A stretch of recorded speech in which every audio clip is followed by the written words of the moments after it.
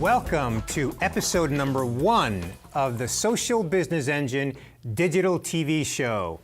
I'm your host, Bernie Borges, and I am very excited to launch the Social Business Engine, where I'll bring you interviews with professionals from brands around the world who are willing to share their social business journey with you. You know, a social business is one who embraces the culture and technology of the social revolution. A social business intentionally engages externally as well as internally using social technologies. And a social business embraces employees as brand ambassadors and relevant content as the currency to building trust, relationships, and desirable business outcomes. On each episode of the Social Business Engine, I'm joined by a co-host who represents a product or service that serves the social business ecosystem. My first co-host is also the lead sponsor for this episode, and I'm thrilled to be joined on this inaugural episode of the Social Business Engine by Wayne St. Amand of Crimson Hexagon. Welcome, Wayne. Thanks so much, Bernie. It is really great to be here. As Bernie said, my name is Wayne St. Amand. I'm the Executive Vice President of Marketing at Crimson Hexagon. And Crimson Hexagon is a huge believer and supporter of the concept of building and running a social business. We provide a software platform for the deep analysis of social media, which is obviously a critical component of any successful social business. So thank you, Bernie. Awesome, Wayne. Well, we're going to hear more about Crimson Hexagon a little bit later in the show. But right now, I am really excited about our first guest on the Social Business Engine for several reasons. I want to introduce you to James Royer. James oversees all things digital and social at the Tampa Bay Lightning. Now, if you don't know who the Lightning is, they're a hockey team. They're not just any hockey team. They're the 2004 Stanley Cup champions of the NHL. Now, I'm a big hockey fan, and I'm especially a fan of the Lightning. James, welcome to the Social Business Engine. Great. Thanks for having me here, and I'm glad you're a big hockey fan as well. Absolutely. Well, James, as you know, I've got 5 characteristics that I've identified of a social business. So let's first begin with just kind of a little overview of, first of all, explain again who the Lightning is and your specific role. Well, as you mentioned, Tampa Bay Lightning have been in the National Hockey League for 20 years. We were the first ever franchise to move south, and we've served a specific purpose down here in that we have a lot of hockey fans who come down here who live down here now or have transplanted down here, and they've adopted the Lightning as their team. And we obviously compete against the original 6, a lot of those teams. But in my role, I oversee all the digital, as you mentioned, digital social media for the Lightning, as well as the Tampa Bay Times Forum, which is our building, and as well as the Tampa Bay Storm, or the Arena Football League. The Tampa Bay Times Forum is also a world-class concert, family show, event center, in venue. So we bring all kinds of acts inside there on a regular basis. But the Lightning really serves as our centerpiece. And we just have, like yourself, we have a very passionate fan base down here, and we really have taken, we really understand as a business and an organization across the board that social is just a key component of this and how it drives our business. And I'm happy to talk more about that today. All right, great. Well, my co-host today, Wayne, is a Bruins fan, but we won't hold that against him. Try not to hold that against me. So let's begin with just kind of a high-level overview of how would you characterize the Lightning as a social business? Well, it's really taken on its form over the last 3 years. And the watershed moment was we had a new owner come in. His name is Jeff Vinnick. He is just a very dynamic owner, understands that social is a big part of what we do. We've had to rebrand the team, and it was very much a broken brand when he came in, and how we had to structure that. Social was a big component of that, and we're kind of in that process now of we've come in. He's done a lot of things in the community to really revitalize the fan commitment to this team and show that his own personal money got put in the building. He put $50 million of his own money, no public funds, to renovate the building that he doesn't even own. And then he also committed, when he first came in, $10 million to community organizations. During every one of our home games, he gives away $50,000 to a local charity to put back in the community. And not only that, we feature that in game so that we can empower fans and our season ticket members to join the cause as well. So that's one of the aspects of it. But I think as we've kind of grown, we've seen this really big shift in how do we utilize social for generating revenue, which in our case is ticket sales, sponsorships, and merchandise sales as well. So that's a key component, and we've really made that jump over the last 2 years with our digital and social platforms to integrate all aspects of the business so that we are coming together and bringing social into the mix and saying how do we utilize this to get our message out. Wayne, I think we've heard some pretty good executive support here for the Lightning as a social business, wouldn't you say? Oh, there's no question about it. James, I actually have a kind of a follow-on question.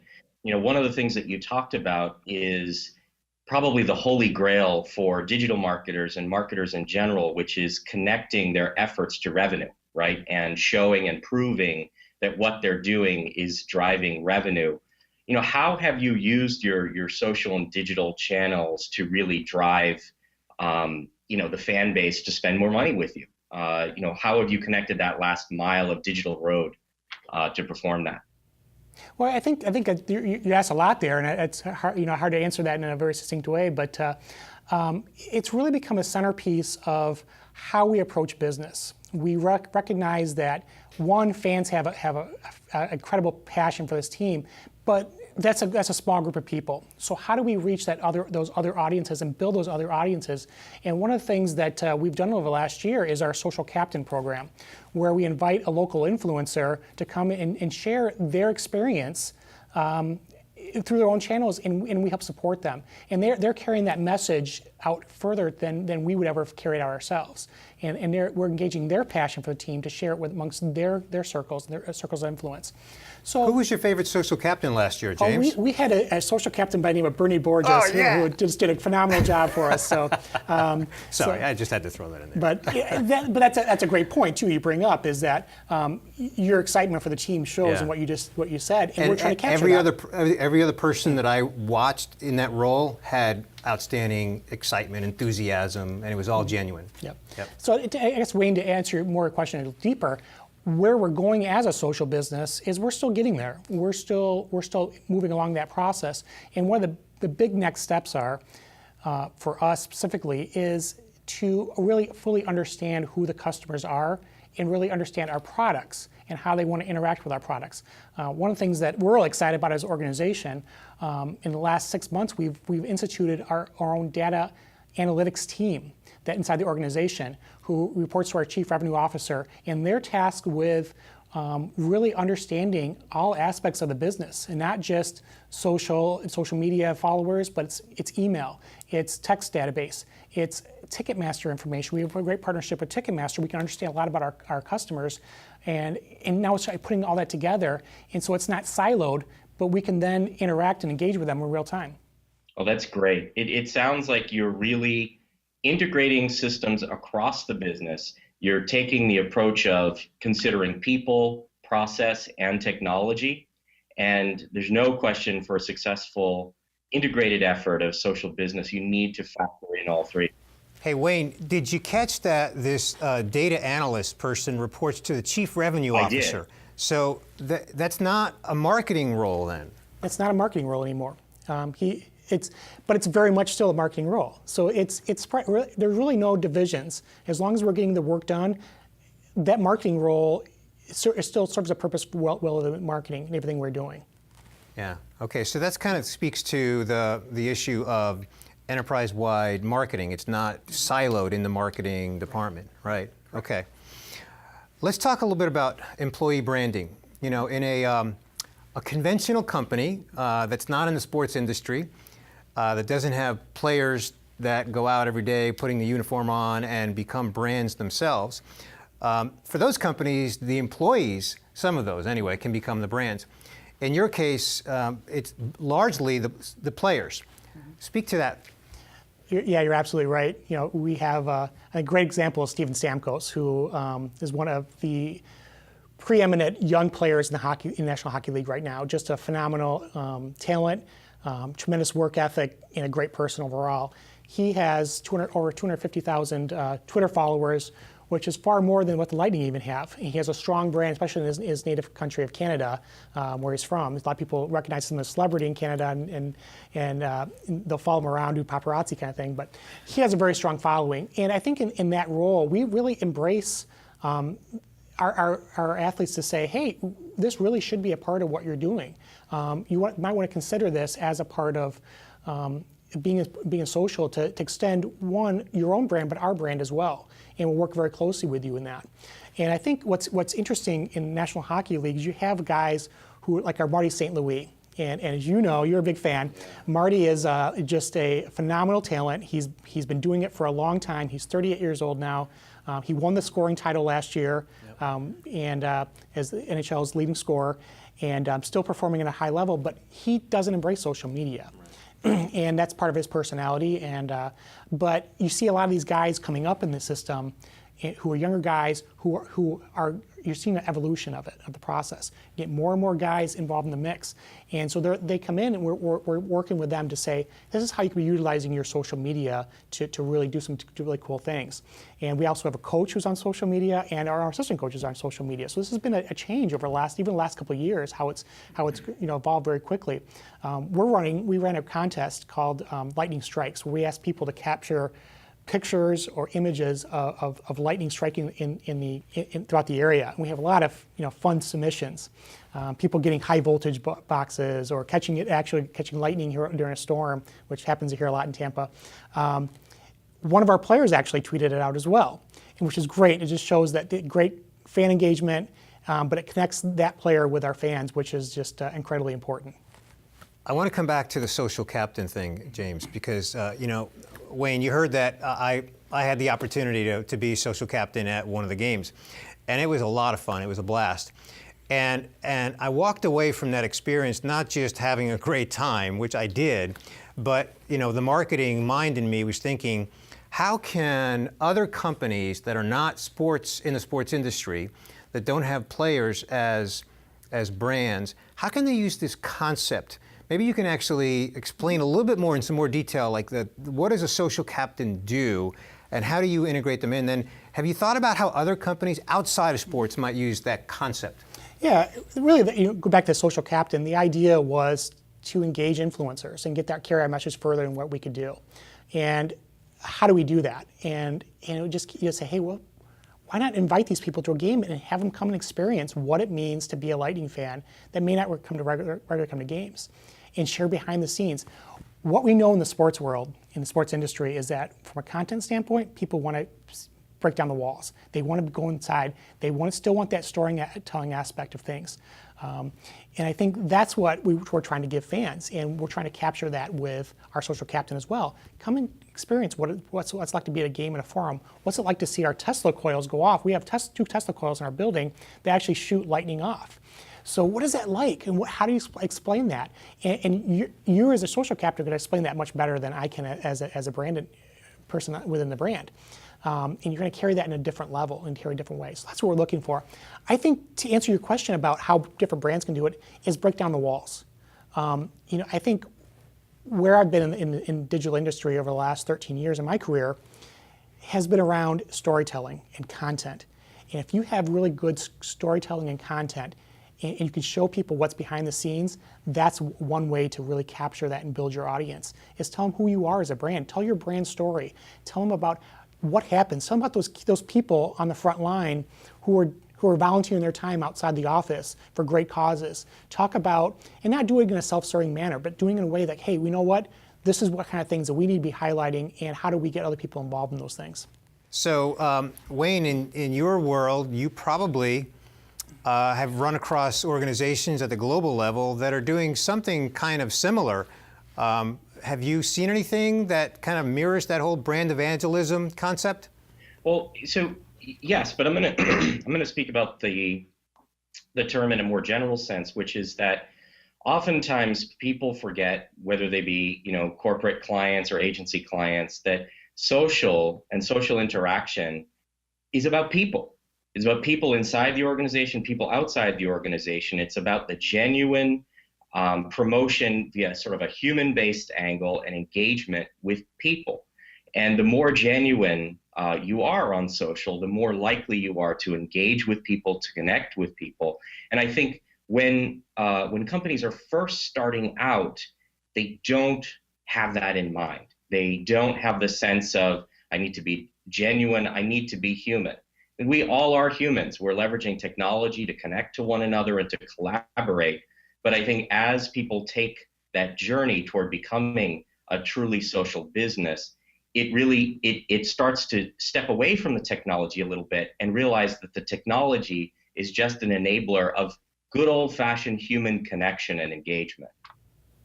Yeah, I heard Brian Solis actually talk about this recently, Wayne, and he said that you become a social business when your social media strategies align with the overall business objectives and they're working in principle. And I think that's a great point you bring up because that's what we're trying to do. It's not about using Instagram to do a certain task. It's how do we support the overall business goals, which is our revenue generation. And how do we do that? And how do we engage fans where they're at? And I think what you said there just rings true for how we approach social media as well. So, Wayne, one of the things that you and I have discussed many times is the concept of, what is success, right? So you're on the journey like every other business that acknowledges that they're on the social business journey. So maybe you can speak to some of the successes and, to whatever level you're comfortable, James, some of the failures or lack of successes along the way. Because the purpose of the Social Business Engine show is to share your journey so that others around the world can get some inspiration, learn, and kind of take away with what they might put into place in their organization. Yeah, great point. So I think some of we talk about failures and things that we maybe teams do wrong or that we've done wrong, and I think it comes back to the same common theme: we made it too complex, or we made it too hard for a person to interact with us, and so we may do like some sort of contest and say it's like fans just don't get it. And it's like, how do if they have to think about it, you've already lost. Right. So you want to keep it as simple as possible, but I think the other time is keep it genuine and authentic. There's a lot of movement in the sports world to be kind of the snarky tweets, kind of the combative, and they're trying to have fun with it. You got to know who you are as a brand. And that wouldn't work for the Tampa Bay Lightning because, one, who we are as a brand, and I don't think our fans would rally around that. They expect certain things from us, and they expect us to be world-class in all that we do. So we're going to take that approach when how we interact with, whether it be the competitive side of things or how we deal with other teams if they put something at us. We're going to be very respectful of them as opponents, but sometimes know who we are as a brand. And I think some teams have kind of strayed off that because they want to be a certain thing, and they've kind of failed in that regard. So it's really understanding what your voice is, and really what your approach is. I think, as you guys talked earlier too, and Wayne said it himself, it's about the people who own it. And Dunkin' Donuts does a great job of that, in that their mantra is that we don't own social media, our fans do. And they operate around that principle, and they do it beautifully. And they also make very good, delectable treats as well. Maybe you can help me get them on the show. Wayne, anything to add to that? No, I think that James captured it really, really well. The more human, the more genuine we can be, the more that the brand reflects who you really are and who your fans are, just the better you're going to do, and the more engagement you will drive from that genuineness. Totally agree. Now, James, again, this is a journey. You're on the show because you're well on the journey and you've got a great story to share with those who are watching the show or listening while they're working out in a podcast format. But what I'd like to ask you to do, because we're getting short on time, we're down to a little bit over a minute now, what advice would you give to those that are early in the journey, and they're not as far along as you, but they know they want to take this journey. They want to make the transition from social media to social business. Right. Well, I think we talked about it earlier too. Just make sure what you're doing on channels are not about technology, it's about your objectives. focus on Business your objectives. business objectives first. Not just marketing objectives. Correct. And I approach, the analogy I would take is a toolbox. You have different tools to do different things, but really you're trying to build something. So what tools are going to be the best to approach to do that? And I think the crucial part that we always talk about is just listening to them. And if you see something where they give you a nice shout out, hey, acknowledge that. And they're going to carry that to their fans. It's funny how simple I see somebody on Twitter, simple Twitter interaction. They'll favorite, they'll tweet it, and they'll retweet it. And they'll do 3 actions from one comment they get from you. And it's just, that's simple. But if they do have a problem, reach out to them. And make them an evangelist based upon how you've interacted with them and how you've made them feel. And I think that's the first steps in really growing that up. And then I think the last part of it is continually look to what kind of content can I put on social media that they're going to enjoy, whether it be informative, entertaining, but it's make sure it's within your brand as well. Yep, absolutely. You mentioned listening. That is a great segue for our SBP. Do you know what our SBP is? Crimson Hexagon. Well, it's social business promo. And that's where, Wayne, you get to be the SBP, our social business promo. What have you got for us on our inaugural event? Yeah, fantastic. Thank you, Bernie, and thank you, James. In the spirit of the Social Business Engine show, we really want to focus on providing kind of continuing education for folks who are watching, because we know that folks who are watching or listening are interested in becoming more of a social business. And one of the things that we've put together specifically for the show that's available for download online is an ebook. As many of the viewers and listeners are marketers, we know that marketers often have to go through rebranding exercises. And we've put together a detailed ebook that discovers or helps them discover why social media analysis can be a critical first step before you begin the rebranding process, to gather that vital consumer intelligence that can inform all of the steps you take next. And I just want to let people know what URL they can go to find that ebook. It's at crimsonhexagon.com/SBE show. Again, crimsonhexagon.com/SBE show, where they can get that ebook to download and view and read as they wish. Terrific. Well, thank you, Wayne. That sounds like a terrific ebook. Those that are considering rebranding definitely need to download that ebook and consume it before they do their rebrand, and just understand the importance of analysis and listening in the social interwebs around the world. Well, that is about our wrap for our inaugural show of the Social Business Engine digital TV show. I want to thank my guest, James Royer from the Tampa Bay Lightning. Thank you so much for being here today. Thank you for having me. Wayne, thank you so much for being our co-host and, of course, lead sponsor. Our bandwidth sponsor is Content Marketing World, the event for content marketers around the world. And that's it for today. Until next time, don't forget to follow our hashtag SBE show. I'm your host, Bernie Borges. Until next time, we'll see you.